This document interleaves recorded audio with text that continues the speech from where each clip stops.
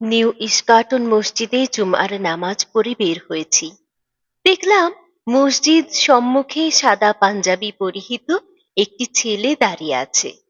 উস্কো শুষ্ক চুল, হাসি মাখা মুখ, হাতে নির্বাচনের পোস্টার।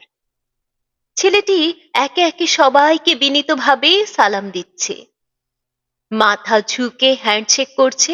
কেউ কেউ তাকে বুকের মধ্যে টেনে নিচ্ছে, কেউ কেউ মাথায় হাত বুলিয়ে দিচ্ছে, আবার কেউ কেউ হাতের মধ্যে ৫০০, ১,০০০ টাকার নোট গুজে দিচ্ছে।